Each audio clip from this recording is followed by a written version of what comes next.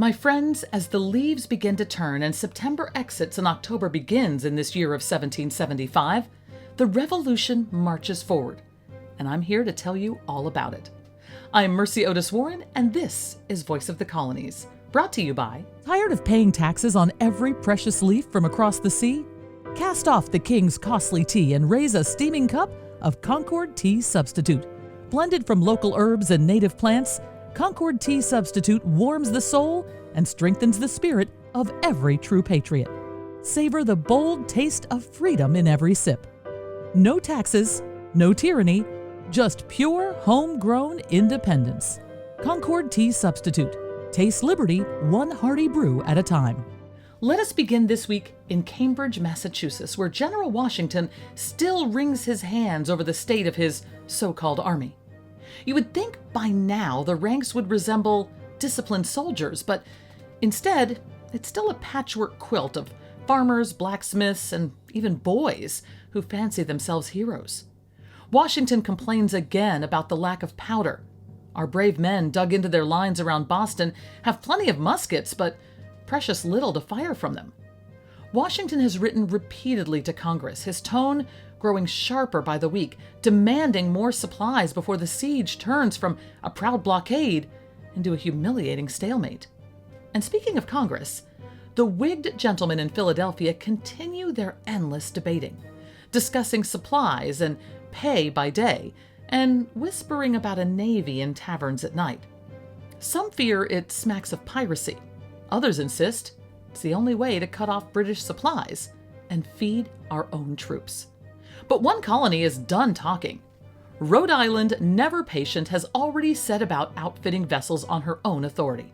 Trust the Rhode Islanders to leap before others have agreed to walk. If a navy is born, perhaps it will be in Providence's shipyards, not Congress's polished chambers. Now, cast your gaze northward to the wilderness beyond the Hudson, where two expeditions march with daring hearts and some would say foolish hopes.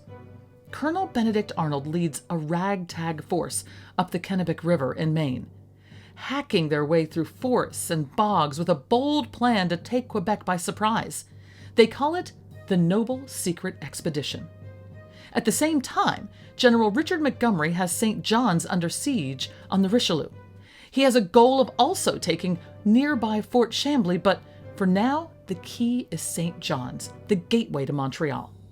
Should Montgomery succeed with both goals, the door to Canada may swing wide open. And wouldn't it be wonderful if instead of redcoats pouring down into our valleys, we patriots poured up into theirs? Canada has yet to decide her loyalties, and our leaders believe a swift victory might bring her into the fold. We'll be back after this. Stay warm through long watches and secret midnight councils with Valley Forge woolens. Woven strong from the finest local wool, these cloaks and wraps keep you safe from winter winds and ready to stand strong for liberty. Trusted by centuries and patriots alike, Valley Forge woolens guard your body and your spirit.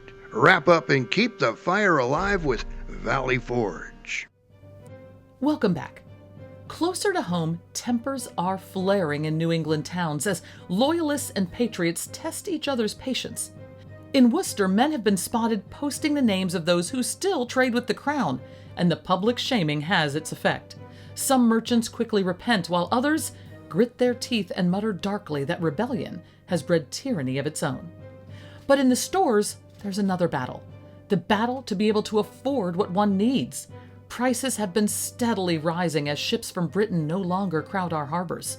Salt grows scarce, molasses dear, cloth harder to find. Women are stretching meals, patching clothes, and are sighing over empty cupboards.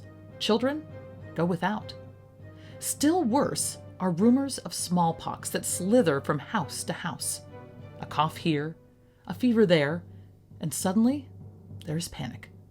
Soldiers fear it in camp as much as cannon fire.